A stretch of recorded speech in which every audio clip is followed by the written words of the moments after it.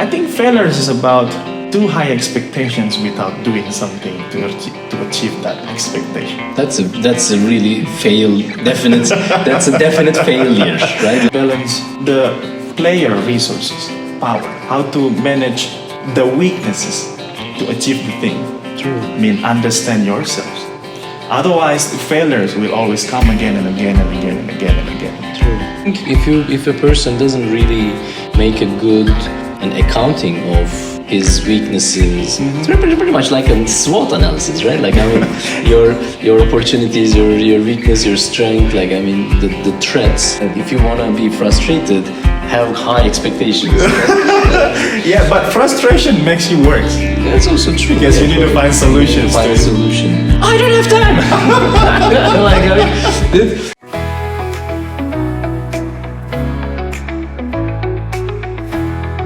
Hi, long time no see. How are you? It is 2 weeks already. It is. Yes. Time flies by. Yes. I'm doing very well.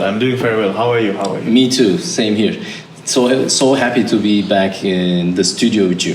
The studio of good games. Yes, studio of good games. Yeah, that's a good name. So, what do you think? Like, I mean, good games. This topic is very interesting. I mean, since the last time we had the video, we had the last episode. I mean, when I was watching the video with you together, I felt again like this is a very interesting topic. What do you think? Yes, it is. It is very interesting, and the philosophies, ways of individuals that are going to be invited to our podcast, including us as a host.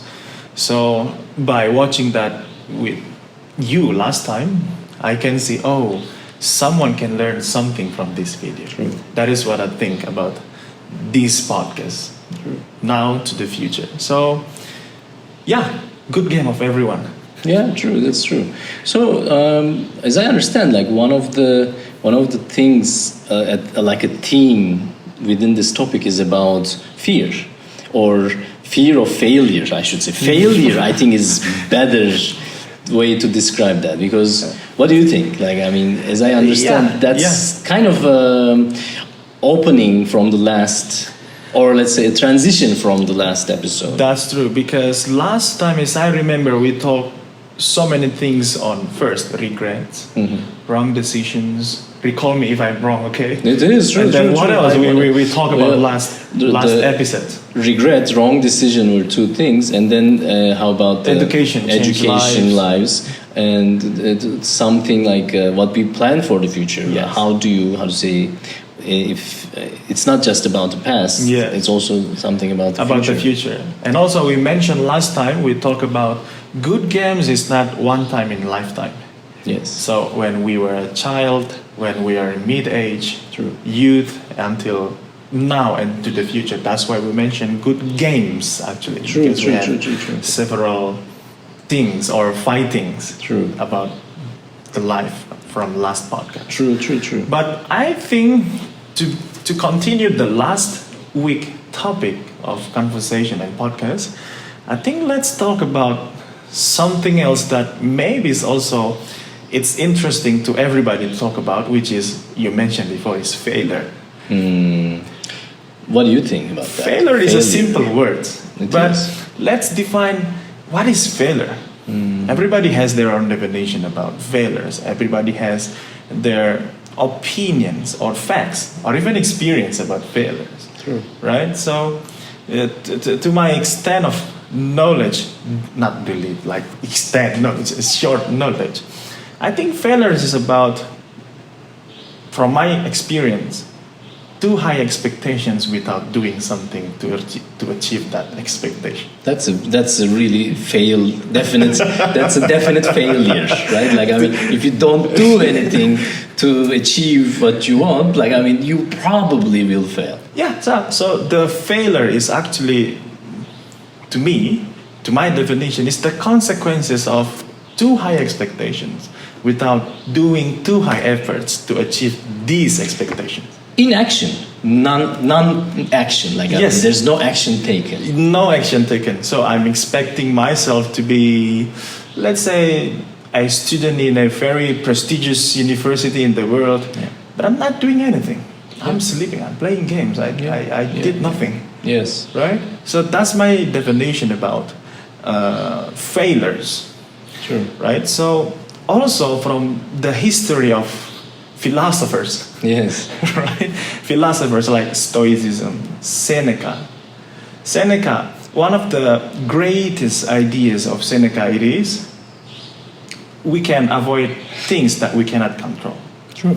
So what is the failure, do you think, from the Stoicism perspectives, right? Which is, let's say, to be defeated is part of the life. To be defeated, Yeah. right? We need that. To be failed, right? We need to experience to be defeated. True. To be the very bottom and down life stage. True. It is. From the Stoicism things. True. I mean, Seneca basically says, don't indulge in things that are out of your control, right? So, but by saying this, what actually I think what he really refers to is not the indulgence with the outside. It's more about indulgence with the inside, which is says like, I mean, yeah, don't worry about external, but do whatever you can about the internal. Yeah. I think that's a very important point that So, you're making. From the Stoicism, we can learn that failures, we can define, I mean, by bringing up the idea of Seneca, we can say, failure is part of the life. Take it. But from failure, we can learn. Too high expectation is not good, because from experience of failed will teach you a lot. True. Right? True. I think one thing that comes to my mind when you say this is also about, for example, it's a very common thing when people fail, they find excuses most of the time on the outside, right? Oh, it's because of my family. Oh, it's because of the economy. It's because of Trump. Like, they always find Trump.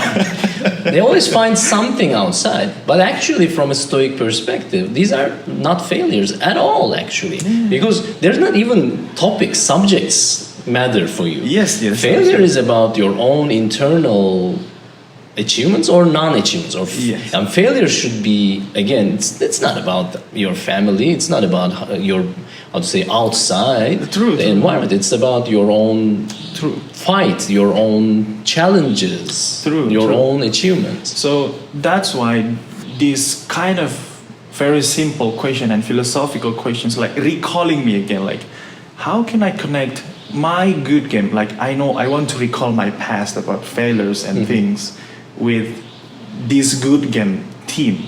So let's say, again, we need to redirect our last time conversation about the good game to recall everybody that in the future we will invite more people to come. So we need to have a good game definitions, of course, right? True.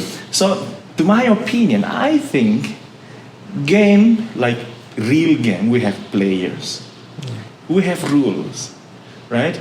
We have opponents, we have achievements, we have, what is that, obstacles. True. We have equipments, we have many things. True. So I think again, to define the good game is how to balance all these things. True. How to make use of them, some of them. How to balance all these things, right? How to balance the player resources, power. True. How to manage the weaknesses to achieve the thing. True. I mean, understand yourselves.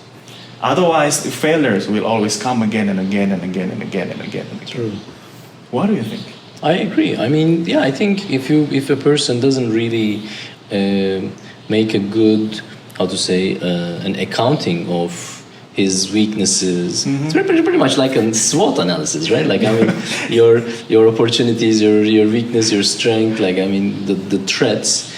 I mean, I think for someone to be successful in any endeavor, a business endeavor or education, academic endeavor, anyone should start with first an accounting of what you have, what are the things that are missing, what are the benefits that you have? Like, what are the things that you're good at? What are the things you're not that good at? Absolutely. What are the things that you can do very easily and achieve very fast results, very good results? True. And what are the things that you will have face trouble True. likely? So, if you don't know these, first of all, it is likely that you will fail. But more than that, when you fail, you probably also won't learn a lesson. You won't really get up better.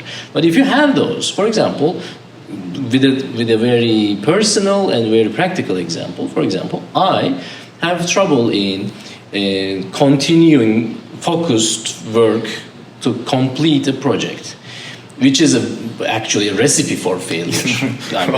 Especially in any endeavor, but especially in academic endeavor. Yes, you need to be persist and until completion, until delivery of mission accomplished. Correct. I mean, if you don't have that, it's very difficult. You will have difficulty. How? Of course. How? So that's me. But this is something that I know about myself. That's why I can take precautions. Mm-hmm. That's why I can. That's why I can kind of make sure that because you need to be very stupid knowingly like fall into a hole. True, like if you know that this is your weakness, you need to be kind of prepared. So I underline one word that can prevent failures, which is precautions. All right. So you can prevent failure. What you mean is it? Like Yes. if you have the right Yes. precaution, actually failure can be prevented. So, to me, myself, I think the precautions is very important to myself. I like black and white. Mm-hmm. So, in my good game story, like I was telling the story about I was from the farmer families and so on, blah blah blah. To me, I always prepared for the worst Outcome. consequences. Yes. Yeah. Me myself. So in order okay, I plan to be a professor, but when it comes to me I will become an office workers, or even not an office workers, or even unemployed. I'm prepared for that. Which is interesting, right? Because it's not easy, in my opinion. Not easy. So I think when we have a good precautions, we will have a good way of acceptance. Acceptance means the reality or the consequences post failures. You're prepared for it. How we can accept the failure, or we reject the failure. If we keep rejecting the failure, like denying the failure, no.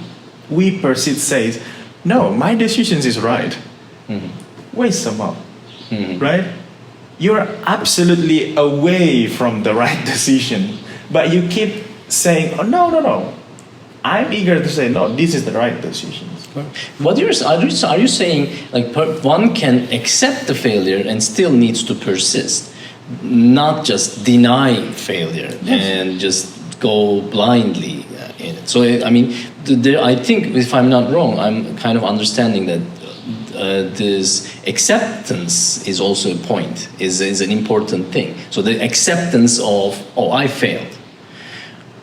Then what? Now what I should do? Right? Kind of like acceptance of the failure. Yeah. So it's not really. It's not really also giving up, or it's not really. It is how not. to say, I accept failure, so I just give up. It is not give up. Stand up. Acceptance is not give up. I need to accept the reality first, in order to be real. True. If I keep saying no, this is wrong, something's wrong, I kind of, let's say, stubbornness. Yeah. You Things need to like this. You need to persist. You need to kind of continue. But in a way of when we accept things about the failures, consequences happens to ourselves. When we accept that, I think we are in a not peaceful, but we can find a way to solve the things. I know what you mean. Yeah, I think that's very important. It's very important. Right? True. So if that's the case, for example, in your opinion, I'm asking as your personal experience or as a professor who've been consulting students, who've been together with students, what kind of, real examples can you think of? Wow. Are there?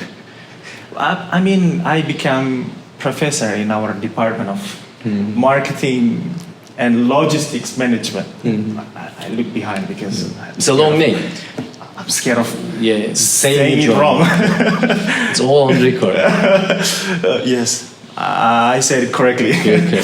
No. So, to my experience, 6 months, I have a little failure. I mean, to my awareness, okay? You mean you personally? In my personally speaking, like I have this much of expectations at first when I want to teach the students in my class. This much expectation. This expectation is from me to me and to the students. You have expectations towards yourself and also towards your students. To myself, I expect that, okay, I can give a very good materials, fresh materials, and give a good understanding to the students. But again, my class is English. Oh, true. It's kind of difficult, right? And then the students' English level is... proficiency in English is, let's say, not the best of the native speakers, but they're doing their best. Me trying my best. None of us are native English speakers. That's true. So my expectation is here before I open the door of the class. So in my mind, I said, oh, I should teach like I taught in Indonesia. I need to use the Socratic dialogue.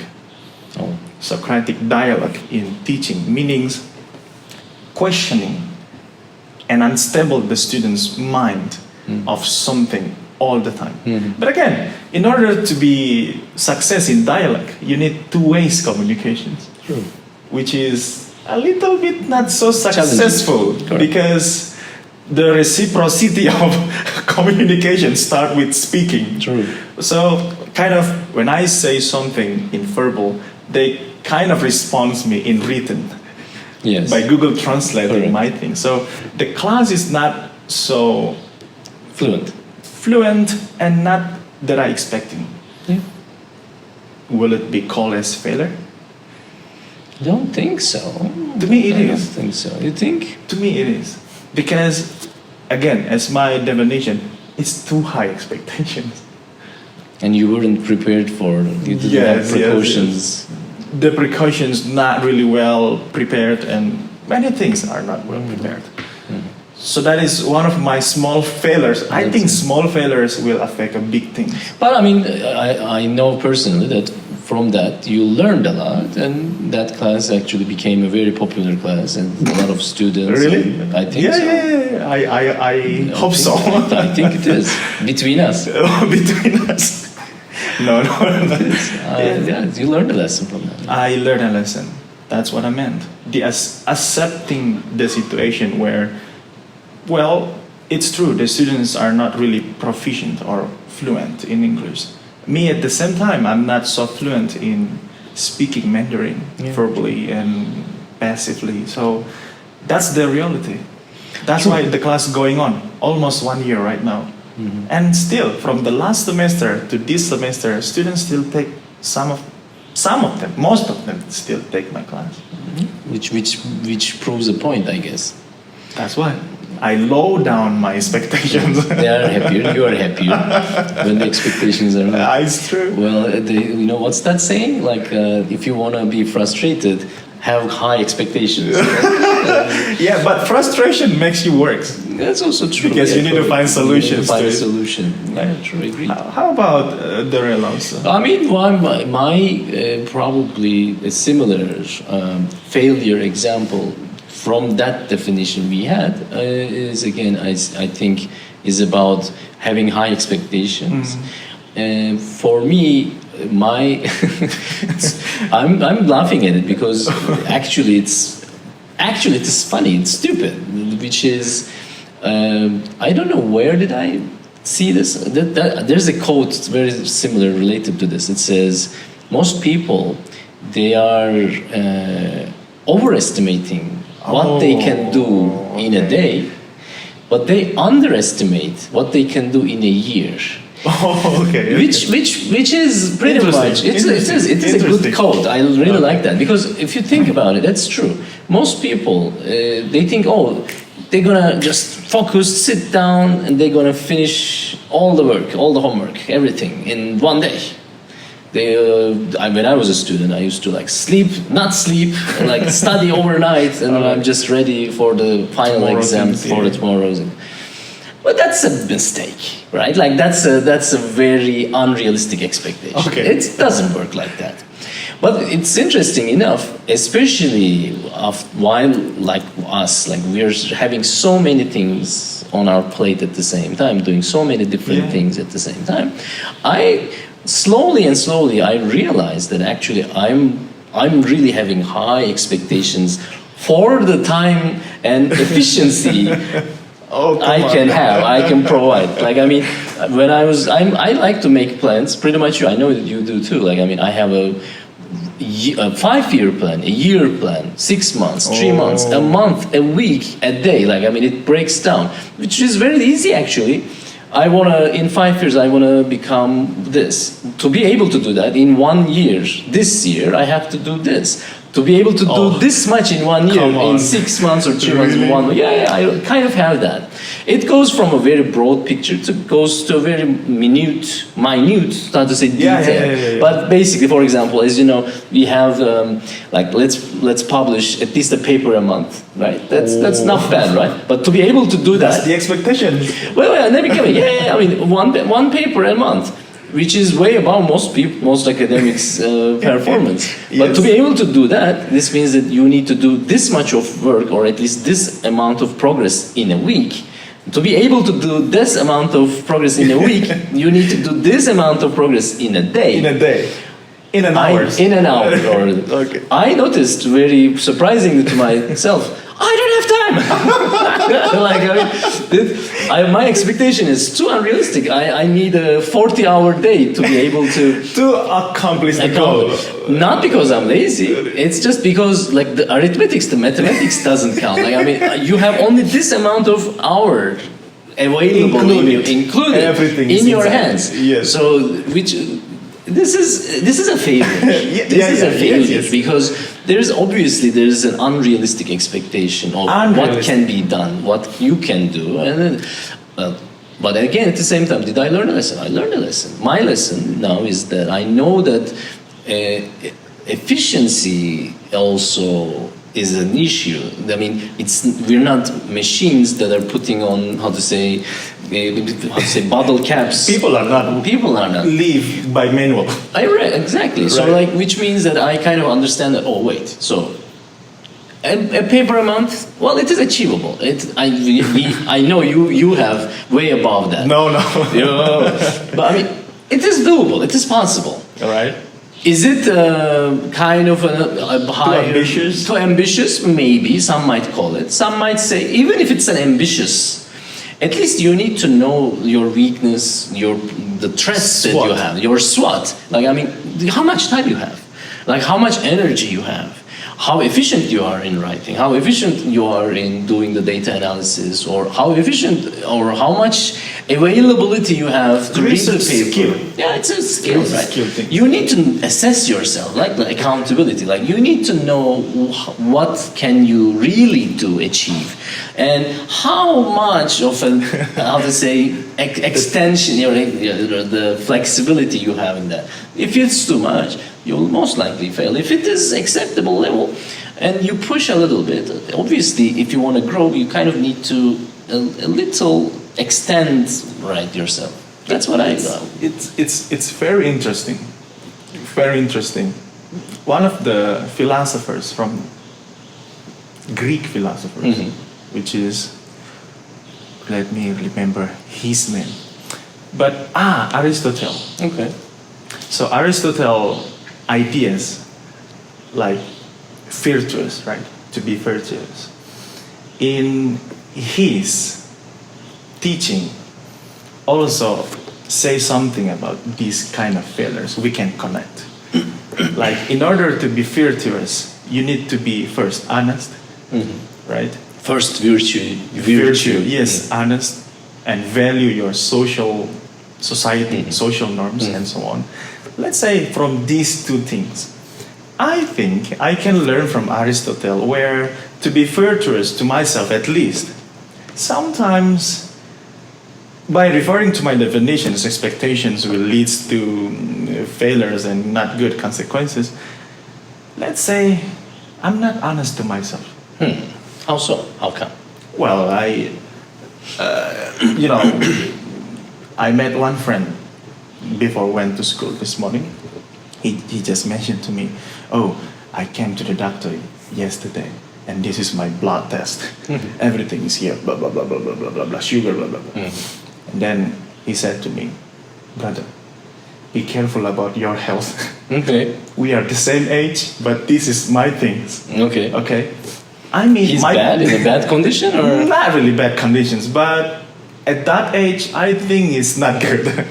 For 28-year-old? 28, 29, things, something like that. My point is, sometimes we are not too honest or not honest with ourselves.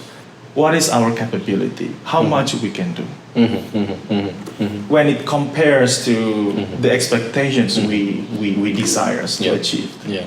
So that's my point of view where the virtuous person will start by himself, where he can honest to himself about everything, at least. For example, okay, goal. I'm a goal-oriented person, and you know that. I mean, every month I always have a news, okay, publish one. But to my extent of energy and everything, that's all the best I can do. If you force me to do more, that's your expectations, not mine. You know your ability, you know your, Yes. how to say, Yes. line of... True. So we can learn from Aristotle where be honest to yourself. That's a good point. That's interesting. Because when you honest to yourself, it's not your expectations anymore. It's other people's expectations to you now. Be honest to yourself and accept that your expectations and other people's expectations Yes. are going to be different. Yes, and then- don't waste your time True. through other people's True. lens of expectations. So That's maybe interesting. through these things, the definitions of failure can be changed. Interesting. So when I honest to myself, that means, okay, I don't have to live myself based on the manual every day. I do this. So live by yourself, right? Like at least have a direction. True. Not a too much or too high goals to achieve. I know what you mean, yeah. That's interesting. But in this modern era or in this society today, it's kind of difficult. Difficult, right? What do you think? I think so too. It's difficult because, I mean, as you know, social media is a Social media already is not honest. correct, right? Like, I mean, this is something we do research about. It's something we teach about. I mean, don't you think? Like, I mean, social media is giving so many unrealistic expectations about so many things. Do you agree with that?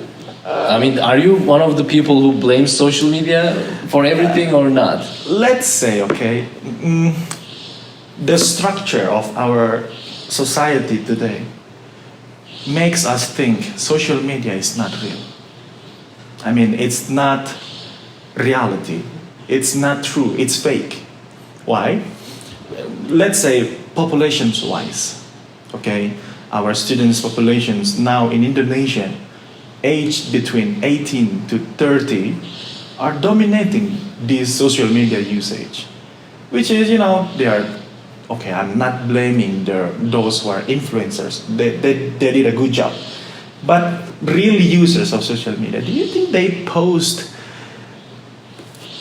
it for themselves or for other people? Do you think they post it to let other people, okay, this is what we are doing. This is what we are on something. This is what we are things like this. To me, I don't think that's real. Because we want to show to everybody else's. So that's why in maybe we are different arguments with this, but to me, social media is more to business things. It's not for private and honesty things. No, I would agree with that. I'm not totally against the idea. Yeah, I think no, but I was more referring to the fact that, like, I mean, either it's fake or real. You see something on social media, some model, some kind of like, oh, so there's this kind of people, they're living this kind of a lifestyle, or they, whether it's real or not, whether it's for a business purpose or a personal benefit, whatever, it's not my point. But my point is, people are consuming this. And from that consumption, they might get some kind of expectations or some kind of frustrations, thinking that, oh, how come these people are having such an amazing life while I'm just such a big loser and not having everything? Well, I mean, this is a deep topic. Let's keep it to. Let's talk. That's social media emptiness. Emptiness. Yeah, emptiness. This we can give it a whole episode on that. Next episode. But I mean, basically, I think that's one thing. I mean, you need to be kind of realistic and be more honest with yourself. And this might also mean that you need to have a good sense of, how to say, filtering. All right. Right? Like to say, wait, well, that's me. This is who I am. These are the things I have. I can do. These are my abilities. And that is somebody else. What they have, what the challenges they're facing or the opportunities that they have might not be like mine. And there's no point in really comparing myself to them. And thus, there's no point in also having similar expectations or about myself with other people. It's true.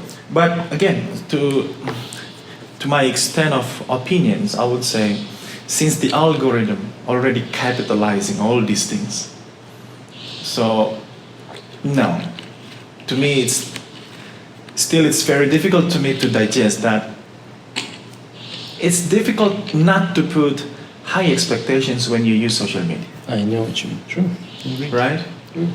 When you open IG, for example, well, you didn't follow anyone. Your followers is 0. You follow is 0. But your feeds it's full. Always keep giving you. That means the algorithm already capitalizing the users. True.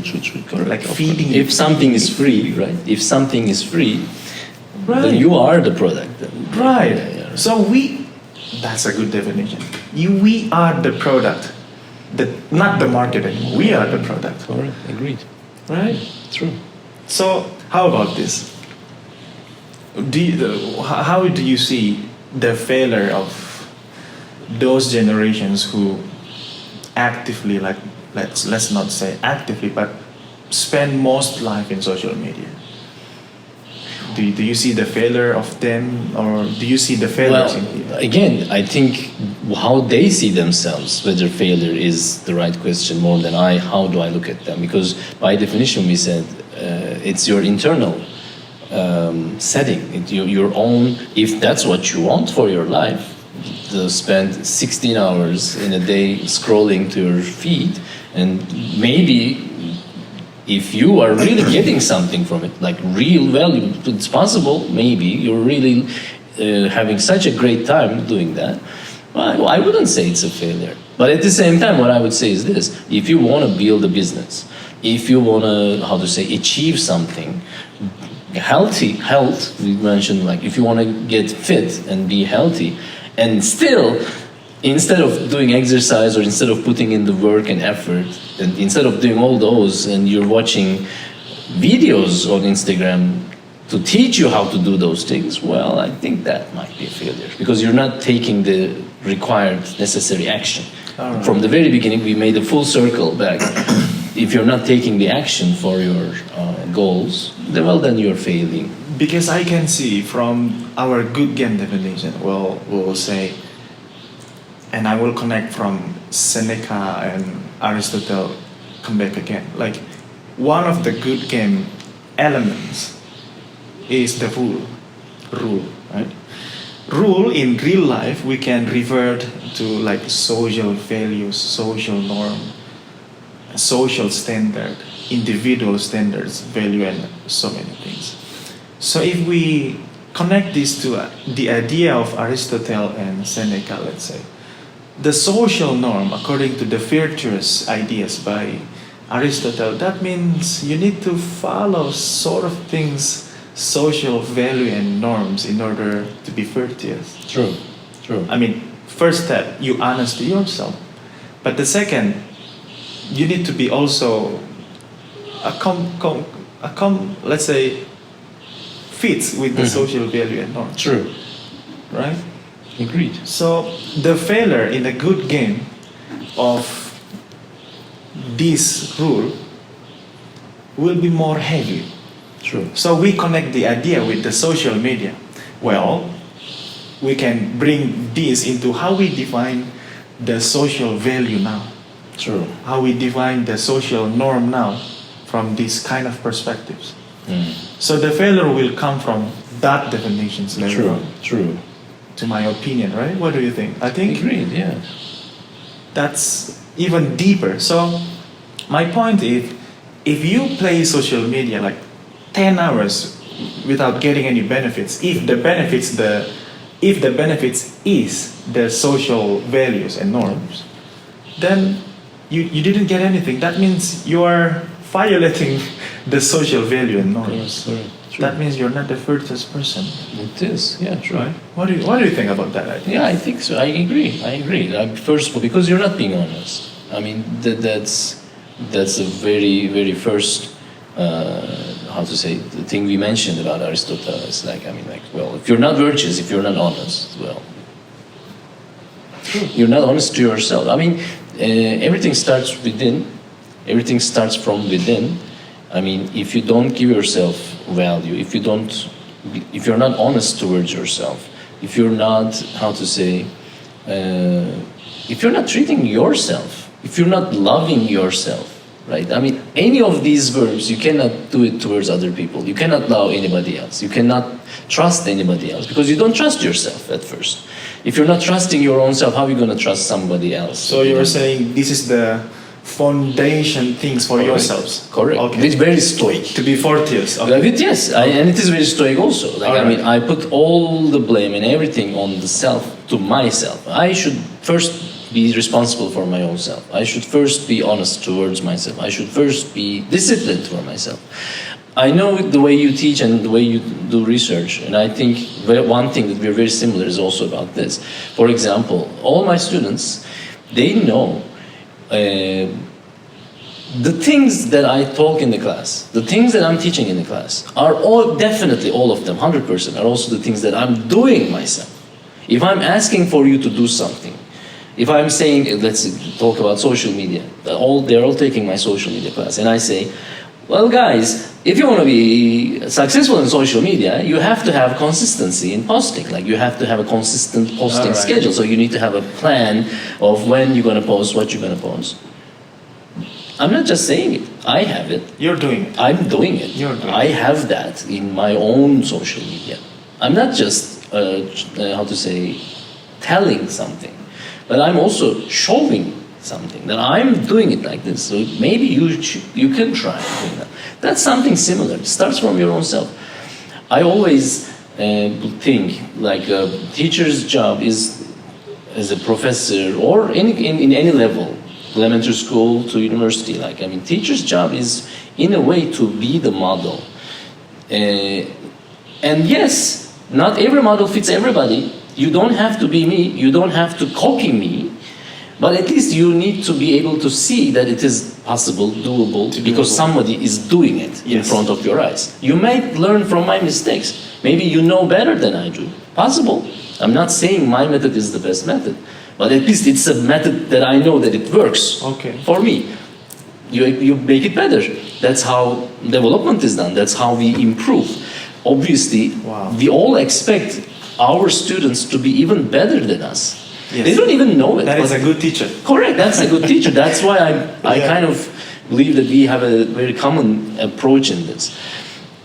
Very soon, just before they graduate, I actually start to call my students as like colleagues. Oh, okay. Because very soon you will be graduating and we will be, like having the same title, right? So like society. Yeah, well, you will be a member of the society. I will be the older member of the society, but we will be sharing kind of the same title and position. So for me, you're not that student anymore. Maybe I should learn from you. Today, we try to learn new technologies that I'm not really familiar, like the recording of the video and the voice sound. These technologies weren't available while I was starting to do this. So, and who is helping me? Who is the person, our assistant is helping us. Give the credits to Sharon. Correct. She, without knowing, is actually teaching us things. I don't know how to use She's these. better than us. Correct. So that's kind of the point, right? That is something. Andre, I think we're about time. This was a nice topic. Again, we just touched the surface. I know that we left so many things untouched. But we have time. Next time we have time. Today it was very nice to have you. We talk a lot. We talk ideas. Fruitful also. It was. It has value. We in this podcast we have this this concept of learning each other's good game. Yes.